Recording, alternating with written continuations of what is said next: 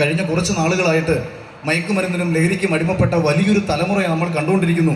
നമ്മൾ ജെൻസി കിഡെന്ന് വിളിക്കുന്ന 2000-ന് ശേഷവും 2010-ന് ശേഷവും ജനിച്ച കുട്ടികളിൽ വലിയ ഒരു സ്വഭാവ വ്യത്യാസം നമ്മൾ പ്രകടമാകുമ്പോൾ ഞാൻ എൻ്റെ ഒരു വീഡിയോയിൽ പറഞ്ഞിരുന്നു, എന്തുകൊണ്ട് 80-ലും 90-ലും അതിനു മുൻപൊക്കെ ജനിച്ചവർ ചെയ്യാത്ത തെറ്റുകൾ 80-കളിലും 90-കളിലും ജനിച്ച എല്ലാവർക്കും ഇവിടെ ചാരായം സുലഭമായിരുന്നു, ബീഡിയും സിഗരറ്റും സുലഭമായിരുന്നു. പക്ഷേ അന്നത്തെ തലമുറ ഭയപ്പെട്ടിരുന്ന എന്തിനെയോ ഒന്നിനെയൊക്കെ പുതിയ തലമുറ ഭയപ്പെടുന്നില്ല. ഭയം നല്ലതാണെന്നല്ല ഞാൻ പറയുന്നത്, ഭയം മനുഷ്യൻ്റെ അടിസ്ഥാന വികാരമാണ്. ഒരു കുഞ്ഞ്, നമുക്ക് പലവിധ വികാരങ്ങളുണ്ടല്ലോ, കാമക്രോധ മോഹ ലോഭ പലവിധ വികാരങ്ങളുണ്ട്.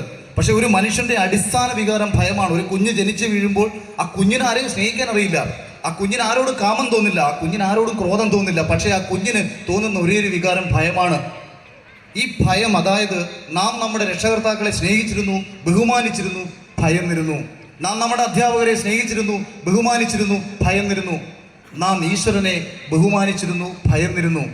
തെറ്റുകൾ ചെയ്യുന്ന സമയത്ത് അത് കാണാൻ മറ്റൊരാളുണ്ട് എന്നുള്ള ചിന്ത നമ്മളെ തെറ്റിൽ നിന്ന് പിന്തിരിപ്പിച്ചുകൊണ്ടേയിരുന്നു. പഴയ തലമുറയിൽപ്പെട്ട ഒരുവൻ, അവന് മുതിർന്ന 1-2 വയസ്സിന് മൂത്ത ഒരു ജ്യേഷ്ഠൻ തൻ്റെ മുന്നിലൂടെ പോയാൽ വലിച്ചിരുന്ന സിഗരറ്റ് ഊതിക്കളഞ്ഞിട്ട് മാറി നിൽക്കുന്ന ഒരു കാലത്ത് നിന്ന് സിഗരറ്റിൻ്റെ പുകയും കഞ്ചാവിൻ്റെ പുകയും MDMA ഒക്കെ അടിച്ചിട്ട് പുതിയ തലമുറ വെട്ടിക്കൊല്ലാനും നശിപ്പിക്കാനും ഒക്കെ നടക്കുന്ന കാലത്തിലേക്ക് നമ്മൾ എത്തിയിരിക്കുന്നു എന്നത് ഈ ഒരു അവസരത്തിൽ, ഈ കൂടിയിരിക്കുന്ന അവസരത്തിൽ നിന്ന് ഓർമ്മിപ്പിക്കുന്നു. ഞാൻ കുറച്ചു മുമ്പ് പറഞ്ഞത് വളരെ രസകരമായി പറഞ്ഞാൽ, ഗോഡ് ഫാദർ എന്ന് പറയുന്ന സിനിമയിൽ മുകേഷ് ഏട്ടനെ അദ്ദേഹം 500 വിളിക്കുന്ന ഒരു രംഗമുണ്ട്. ഒരു ഫോൺ കോളാണ് വരുന്നത്. അച്ഛനാണെന്നറിയാതെ വന്നെടുക്കുന്ന മുകേഷ് ഏട്ടൻ്റെ വായിൽ സിഗരറ്റ് ഇരിപ്പുണ്ട്. അച്ഛനാണെന്നറിയുന്ന നിമിഷം ഇത് തുപ്പിക്കളഞ്ഞിട്ട് അടുത്തിരിക്കുന്നവരോട് ചോദിക്കുന്നുണ്ട്, അച്ഛൻ്റെ ശബ്ദം കേട്ടോ നിനക്ക് അറിയത്തില്ലടാ തെണ്ടിന്ന്. ശബ്ദം വരെ കേട്ട് രക്ഷകർത്താക്കളെ ബഹുമാനിച്ചിരുന്ന ഒരു കാലത്ത് നിന്ന് ഇന്ന് രക്ഷകർത്താക്കളെ വെട്ടിക്കൊല്ലുന്ന ഒരു കാലത്തിലേക്ക് നമ്മൾ എത്തുമ്പോൾ അതിന് പ്രധാനപ്പെട്ട കാരണം നമ്മുടെ സംസ്കാരത്തെ ഇല്ലാതാക്കാൻ വേണ്ടി ശ്രമിച്ചുകൊണ്ടിരിക്കുന്ന പൈശാചിക ശക്തികളുടെ ഇടപെടൽ നമ്മുടെ നാട്ടിൽ അതിശക്തമായിട്ടുണ്ടാകുന്നതാണെന്ന് തിരിച്ചറിയുക. നമ്മുടെ കുട്ടികളെ നമ്മുടെ സംസ്കാരത്തോട് ചേർത്ത് നിർത്തി വളർത്തുക.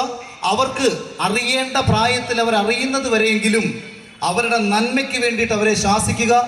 അടി കൊടുക്കേണ്ട സമയത്ത് അടി കൊടുക്കുക, വഴക്ക് പറയേണ്ട സമയത്ത് വഴക്ക് പറയുക എന്ന് പറയാൻ ആഗ്രഹിച്ചുകൊണ്ട് ദയവ് ഇത് ബാലാവകാശ കമ്മീഷൻ ഇതിൻ്റെ പേരിൽ എനിക്കെതിരെ കേസെടുത്താൽ എനിക്കൊരു പുല്ലുമില്ല എന്ന് പറഞ്ഞുകൊണ്ട് അവസാനിപ്പിക്കുകയാണ്.